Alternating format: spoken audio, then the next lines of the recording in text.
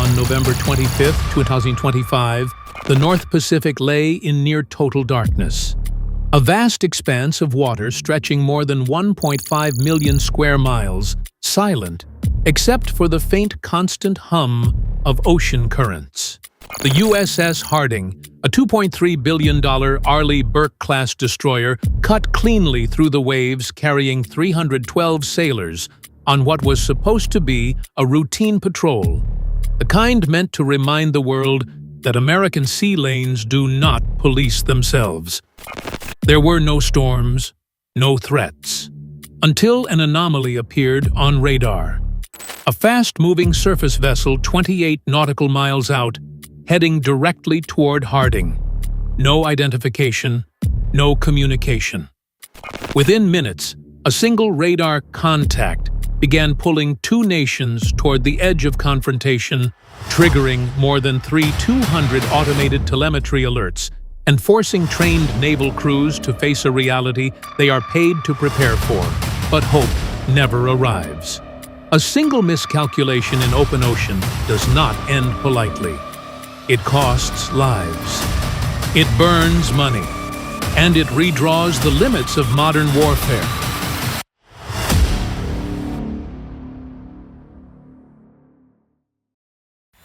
At 2:17 a.m. on November 25, 2025, the North Pacific remained locked in darkness.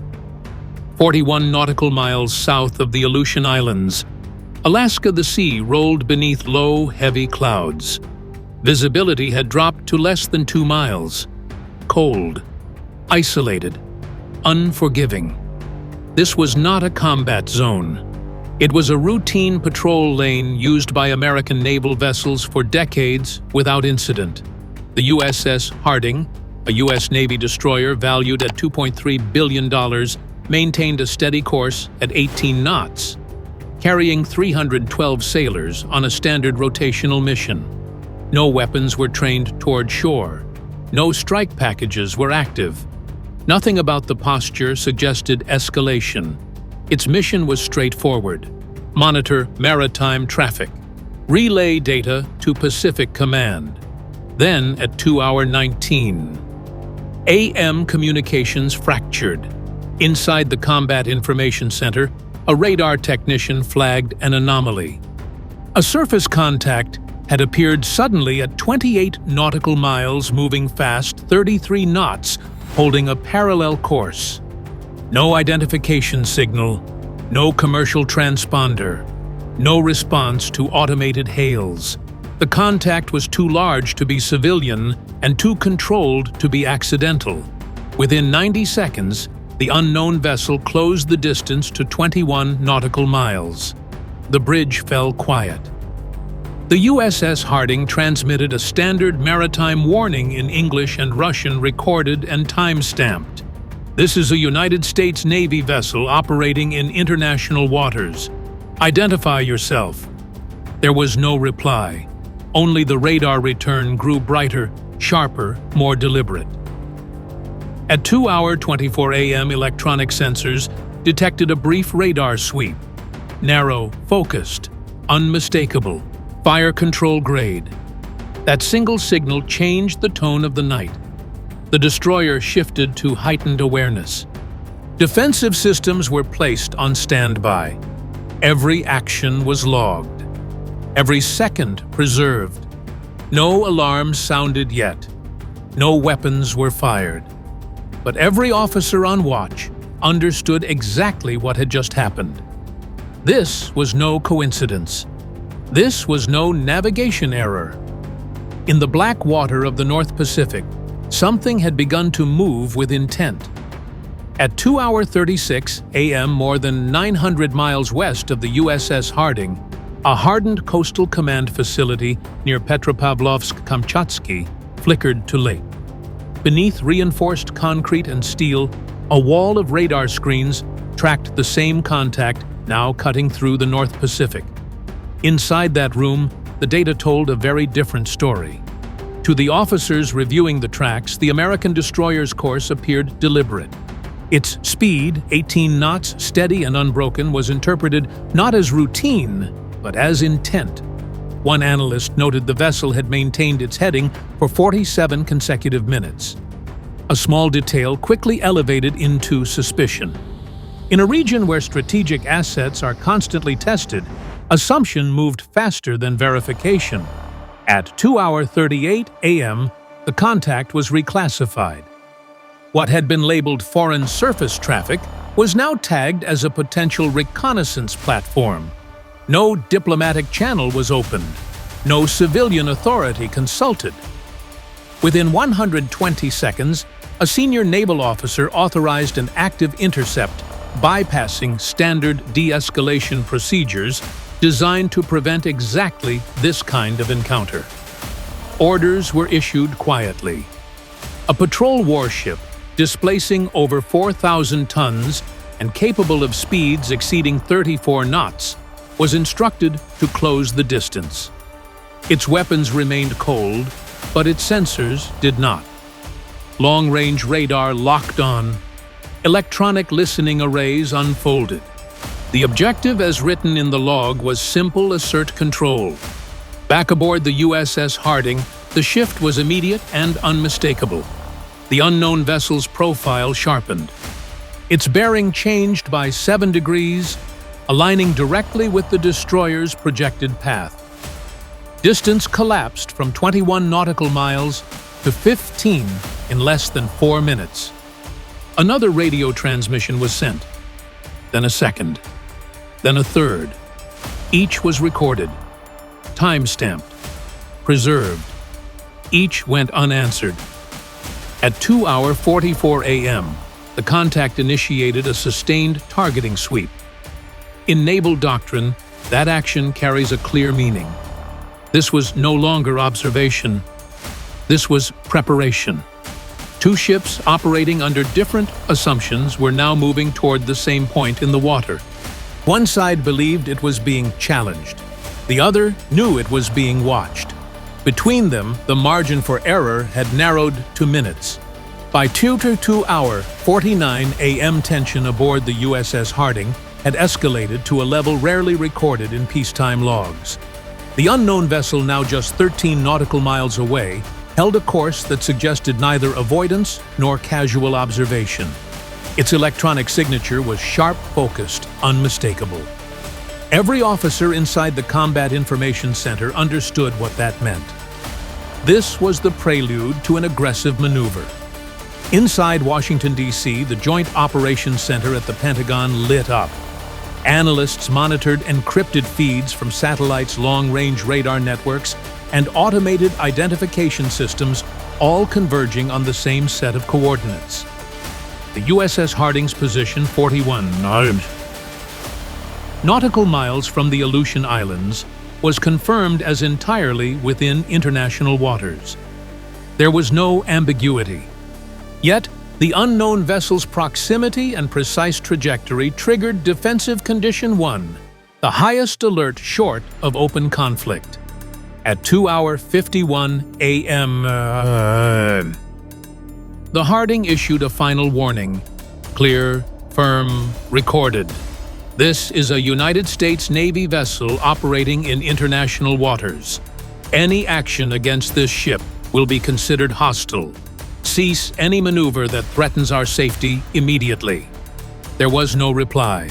Seconds later, the unknown ship began locking radar beams directly onto Harding's hull, its systems methodically scanning every section of the destroyer for vulnerabilities. Fire control radars activated. The vessel accelerated to 36 knots,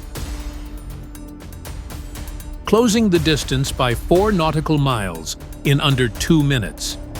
On the bridge of the USS Harding Command Authority rested with Commander James Holloway, a veteran officer with more than 3,200 hours of operational command experience. His orders were immediate. All defensive systems online. Phalanx CIWS spun up. Rhym-116 missile launchers armed. Electronic countermeasures primed for instant response. A low mechanical hum filled the steel corridors as servos and cooling systems came alive. The crew moved with disciplined precision. every action rehearsed, every step deliberate. Then it began. The first salvo of warning munitions. High-intensity flares tore open the night sky. Sensors pulsed across the water.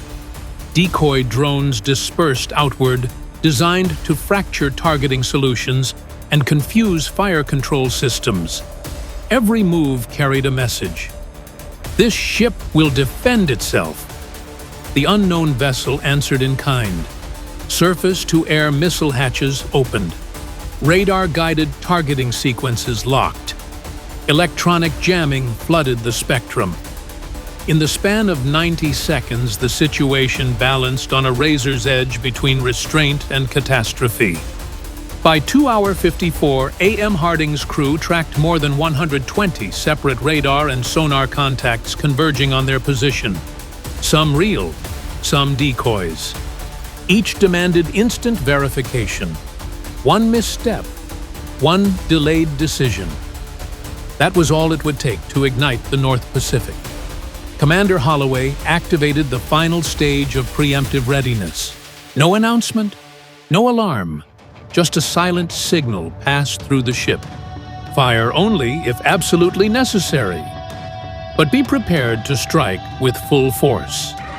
The destroyer's silhouette cut through the fog guns' primed missiles, aligned one wrong move away from unleashing destruction. In those minutes, the ocean became a chessboard of steel electronics and human resolve. Every sonar ping, every radar blip, every calculated maneuver was a test of nerve. The margin for error was measured in seconds. The USS Harding waited, cold, disciplined, fully aware that whatever happened next could redefine the boundary between peace and war in the Pacific. By 2:57 a.m., the tension that had been simmering across the North Pacific finally snapped. The unknown vessel, now just 10 nautical miles from the USS Harding, surged to 38 knots, closing the distance at an alarming rate. Its electronic warfare systems pulsed aggressively, momentarily disrupting Harding's radar picture. Brief interruptions, long enough to raise one unavoidable question on the bridge. Was this deliberate? The answer came immediately. At 2:59 a.m., the first salvo was fired, not toward a distant horizon, but directly across Harding's projected path. High-velocity projectiles, each weighing more than 165 kilograms, skimmed the surface at Mach 1.8. Sonic cracks ripped across the water, slamming into the destroyer's hull like hammer blows. The Aegis combat system reacted instantly, tracking and prioritizing every incoming threat in milliseconds. Within 7 seconds, 14 interceptors erupted from the Mk-41 vertical launch system.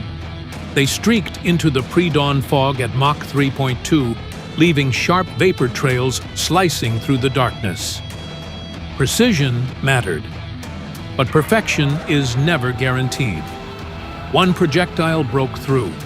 At 3:00 a.m., it slammed into Harding's aft deck, rupturing 2 fuel pods and igniting a fire that surged past 200 degrees Fahrenheit, more than 650 degrees Celsius. Shrapnel tore across 75 feet of deck space. 5 sailors were wounded, including a radar technician who suffered partial hearing loss in his left ear. Smoke and heat flooded internal compartments, triggering automatic fire suppression systems that dumped over 5,000 gallons of CO2 and foam in under 60 seconds. At the same time, Harding deployed chaff and decoy drones, scattering false targets across 3 square nautical miles of ocean. Electronic countermeasures flooded the spectrum, blinding the unknown vessel's targeting systems for more than 45 seconds. Not a victory, just time. Time that damage control teams used with ruthless efficiency. Every sailor moved with precision. Every action drilled, memorized, repeated, long before this night ever came. By 3:04 a.m., the USS Harding was stabilized. The aft deck still burned, but propulsion remained fully functional. Sensors indicated the opposing vessel had suffered minor hull damage, likely from its own misfired rounds. It was bruised, not broken. Still combat capable. Now the two ships circled each other 8 nautical miles apart, locked in a lethal orbit. Each probing, each measuring, each waiting for the other to blink. Inside the Pentagon, analysts watched live feeds in absolute silence. More than 2,500 telemetry points streamed into Washington in real time. Every data spike carried the same implication. This was not random aggression. This was deliberate. A test, a high-stakes gamble. At 3:06 a.m., the captain of the USS Harding issued a calm, controlled order that cut through the tension. Hold fire. Maintain defense. Record everything. The destroyer's guns and missiles remained primed. A silent warning unmistakable in its meaning. Any further provocation would be met with overwhelming precision. In those tense minutes, the North Pacific became a theater of controlled chaos. Fire and smoke mixed with electronic warfare, high-speed maneuvers, and human discipline under pressure. This was not confusion. This was control exercised at the edge of catastrophe. Each passing second carried weight.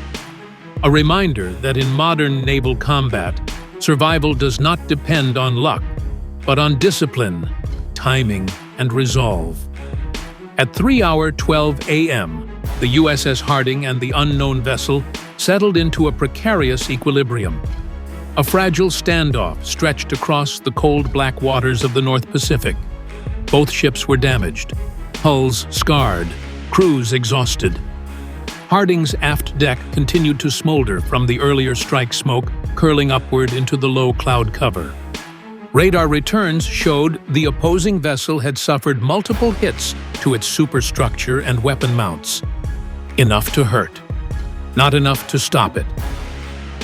In Washington, the Joint Operations Center tracked every detail without interruption. More than 3,200 telemetry streams from satellites, unmanned systems, and shipboard sensors painted a clear picture. The USS Harding remained 41 nautical miles from the Aleutian Islands, entirely within international waters. The opposing vessel had executed 4 deliberate offensive maneuvers, including 2 near-miss projectile passes and 1 confirmed direct hit. No ambiguity, no accident. Intelligence analysts calculated that a single misjudgment at this stage could have triggered a full-scale naval engagement with consequences measured in billions of dollars and potentially thousands of lives. Back aboard the Harding, Commander Holloway ordered the crew to maintain full defensive posture.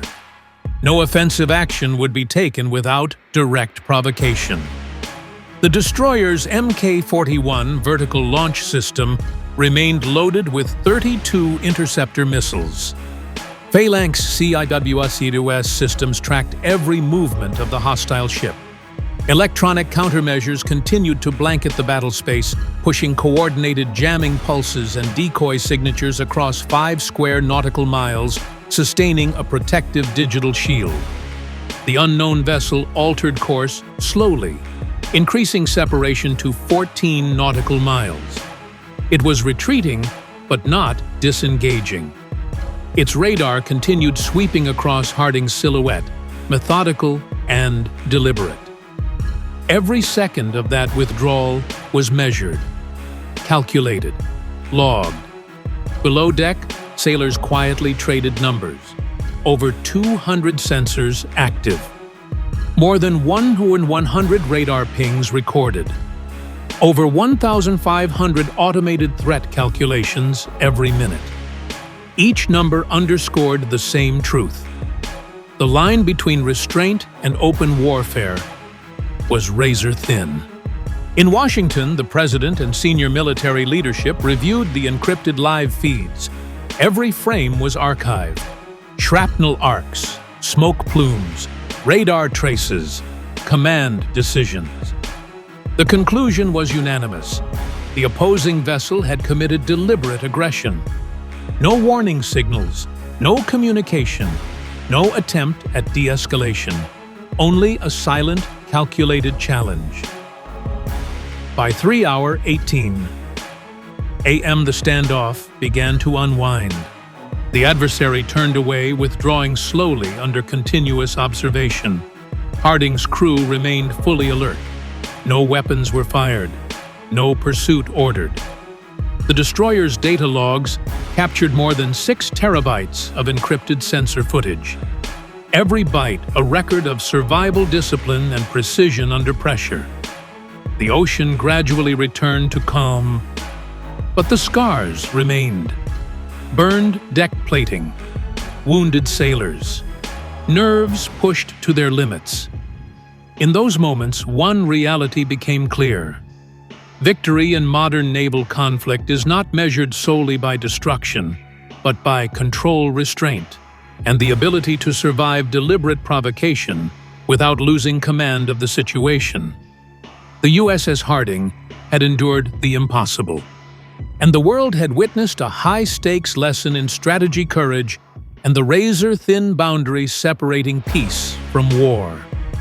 By 4:00 a.m., the North Pacific settled into a deceptive calm. The USS Harding steamed steadily forward, engines humming beneath scarred steel and charred decks. Smoke from the earlier impact still curled into the fog, a visible reminder of how close routine patrol had come to open conflict. 2 sailors remained in critical condition. Dozens more suffered burns and injuries. Yet the ship itself, a $2.3 billion destroyer, remained fully operational, an unambiguous symbol of resilience, training, and discipline. Back in Washington, the president addressed the nation with a brief statement. The message was direct. America does not seek war, but it will never apologize for defending its people. Every action taken that night mattered. Every warning issued, every second of restraint. Analysts confirmed that the USS Harding had operated entirely within international waters. The hostile maneuvers conducted by the opposing vessel were unprovoked. The incident rippled outward. Global markets reacted. Oil futures jumped 3.2%. Insurance rates for Pacific shipping spiked. Naval commands worldwide began immediate reviews of escalation and response protocols. But beyond economics and politics, the real lesson lay elsewhere, in human resolve. When the ocean fell silent again, radar pings and missile trajectories were gone. But the memory remained. Discipline had prevailed over chaos. Precision over panic. November 14, 2026 would not be remembered as a day of destruction. It would be remembered as a reminder of modern warfare's edge, where one disciplined crew aboard one steel warship stood between calm and catastrophe.